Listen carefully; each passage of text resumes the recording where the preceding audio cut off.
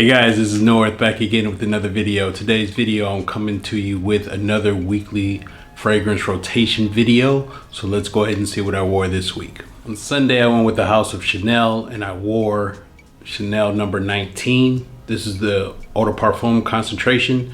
This is a vintage bottle from the 90s. I'm not sure exactly which year. So I picked this one up a while ago. It's only a 35 ml.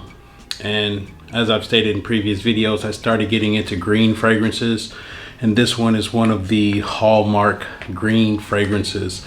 I'm not sure exactly when the Eau de Parfum was released, but the Eau de Toilette was released in 1970, and some of the notes on this one are bergamot, neroli, iris, rose, oak moss, and vetiver. This one I wore because I just did a brief first impressions of a Pure Distance video on Anatolia, and that's a green fragrance as well with the galbanum. This one actually doesn't list galbanum, but I believe that it's in there.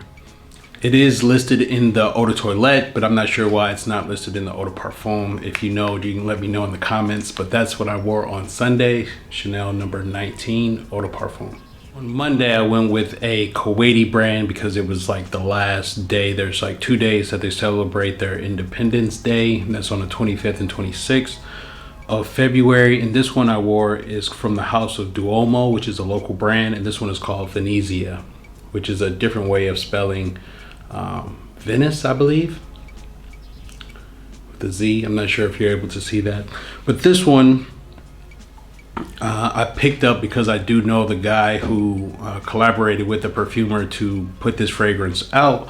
And Venezia is, for me, like a typical niche fragrance. This one has coriander seed, cardamom, earthy accord, gaiac wood, rose, beeswax, and fir balsam. And this one, it's a great scent. They have about 4 fragrances out, and I'm always kind of hesitant on picking up on some of these local brands. I don't believe that the quality is there for me, but this one, I believe that it is. It does remind me a lot of a Prin fragrance, which was called Aranyaka, and that one was also a collaboration with this one guy who writes a lot of reviews on Fragrantica. He has an Instagram page. It reminds me of that one because it is earthy and soily, but this one's a little bit sweeter. That one had a whole bunch of notes in it.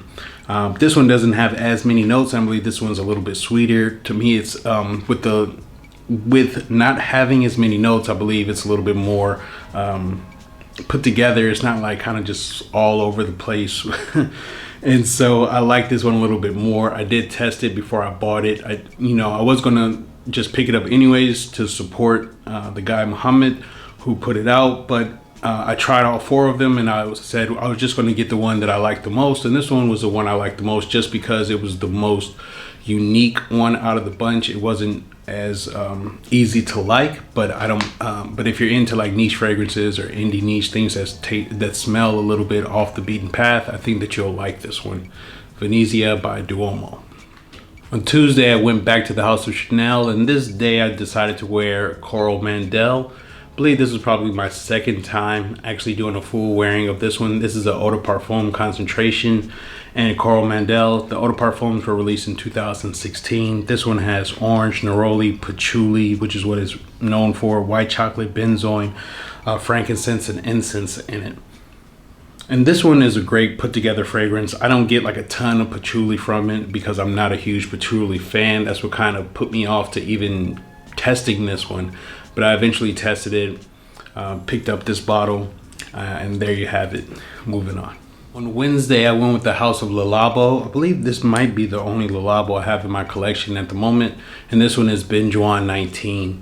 It's a benzoin fragrance that I wanted for the longest time. I picked this one up in 2021 here in Kuwait. And even since then, every year the prices go up. This was extremely expensive at the time. This was the most expensive fragrance that I had purchased. And it's only a 50 ml. I've gone through quite a bit of it. Benjoin 19 is a Moscow exclusive. They're only available in September worldwide. And this one has benzoin, frankincense, cedar, amber, and musk.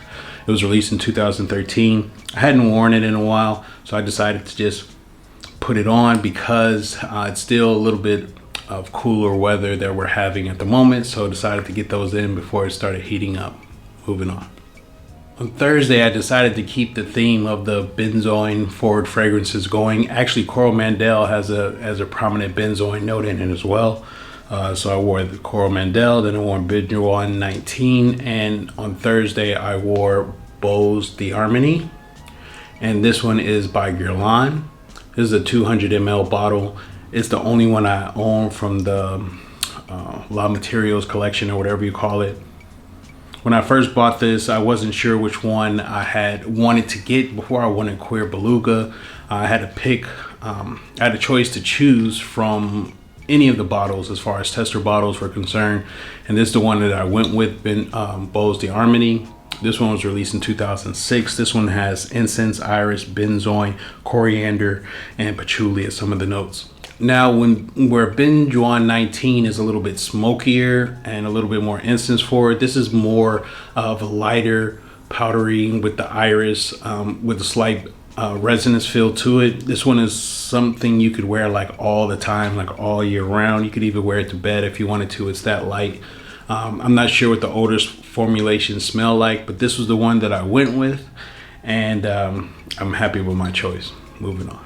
And on Friday, I went with the house of Abdul al Qurashi, and this day I wore blue Kenam. This is the decant bottle. Is a 40 ml bottle that I decanted it into because I absolutely love the scent and absolutely hate the bottle. I'll put a picture up of the bottle. So I had the Extrait de Parfum. It came in like Eau de Parfum. It came in an Extrait concentration, and it came in an oil.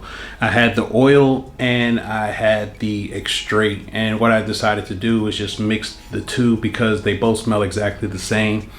They haven't released any of the notes on this one. It was released in 2016. It doesn't have Kenam in it, but what's special about this fragrance, is one of the best from the brand, is that it's a smooth oud fragrance. It does have a little bit of skankiness to it if you're not used to oud, but if you are, it's like a sweet, almost dry down linear oud type of scent. It's one of the best oud fragrances that I have in my collection. I wish I knew what all was in it because it's a great one, but obviously it doesn't have Kenam oil in it. And this was the first time I actually heard of Kenam. After I found out about this, then you started seeing these Insar ouds and Russian Atom and them putting out Kenam fragrances, and extremely expensive. This one doesn't have Kenam, so I assume the concept behind it is to replicate what the highest grade of Kenam would be represented in a bottle.